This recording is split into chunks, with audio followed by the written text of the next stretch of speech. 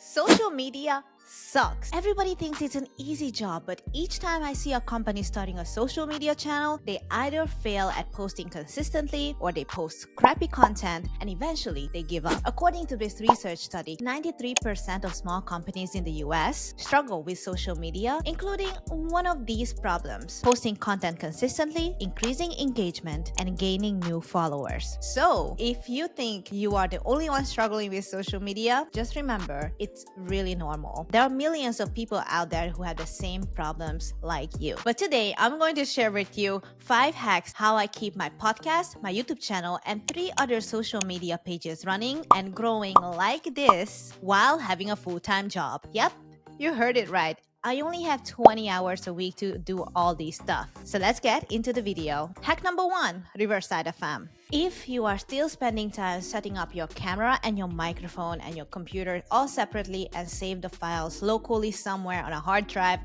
that's just wasting so much time. On Riverside FM, you can record everything in one place and you can use your smartphone as your camera, just like me in this video. So with tools like Riverside FM, I can record my YouTube videos and my podcast episode because they are all in one place. And the best part is that they have a one-click magic tool where you can repurpose your long-form videos into short-form content to TikTok and Instagram. They call it magic clips, where you can just literally click generate videos and it's gonna populate a bunch of short form videos that are less than 60 seconds. And the best part is that you don't have to spend time putting on subtitles because the subtitles are already inside the magic clips. This saved me so much time. As a result, I always have content on my social media pages like Instagram and Facebook. So using Riverside is a great hack for me because it has everything in one place. It records my videos in high quality and I can immediately repurpose my content to social media. If you still believe that native uploads will help your engagement, let me break it to you. It does not. Which is why hack number 2 is to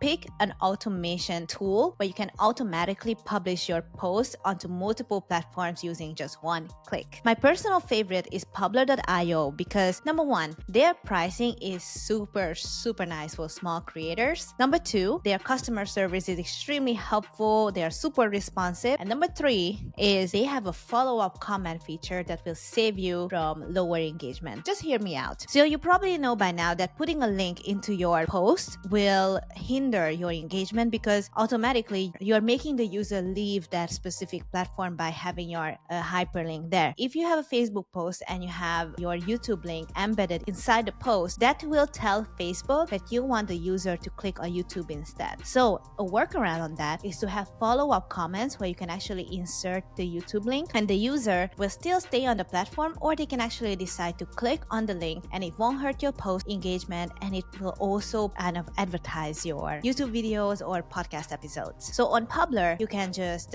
schedule your post and scroll down to that comment button and add a customized delay, so maybe 5 to 30 minutes delay when you want that comment to be posted. I think it's super useful for LinkedIn and Facebook especially, where they are super strict on not leaving their platform. So I highly recommend that. Plus, using Publer is like you can just put the caption there and plan your caption and just forget about your post and publish as many posts as you want to, up to like 5 different platforms. Hack number 3 is to use templates. If you're still creating content without templates, let me just put it nicely. You are wasting a lot of time, especially with larger pieces of content like a podcast episode or a YouTube video. There are so many moving parts that you can easily forget, or once you remember them, you can easily overwhelm yourself because, oh, I forgot the thumbnail, I forgot the descriptions, I forgot the tags. So having a template in one place will kind of guide you and manage you to put those moving parts together. You can either delegate some of them, for example, thumbnail designs or video editing, or you can kind of batch them in 1 hour in your working day and have those thumbnails ready for the next 5 or 6 videos. You can create templates with a simple Google document, Notion, or even project management tools like ClickUp. There are so many ways to work around that, and it doesn't matter what you use as long as you can document it yourself and you can follow your own template. So I'm going to show you on this screen how I use Notion and how does my template look like for this YouTube video or how it looks like for my regular podcast episodes. Hack number 4 is to embed your Canva template inside your template. It saved me so much time is to have my Canva template already inside my document. So each time I recreate the same social media post or a similar thumbnail, I just need to click on that link and it's immediately drive me to Canva. This is very useful if you are sharing the same piece of content with multiple people and you want to delegate the Canva design to someone else without telling them the brand colors, without sharing access all the time. You just need to put that Canva link as a share with anyone with the link and edit permission. And I've been using this, hack for the past 2 years. My team members never bumped into problems because we always had the same Canva template. We could always make a duplicate out of it. And it's just everything is in one place. I don't have to talk so much about it and they know what to do. Hack number 5 is to put a number everywhere.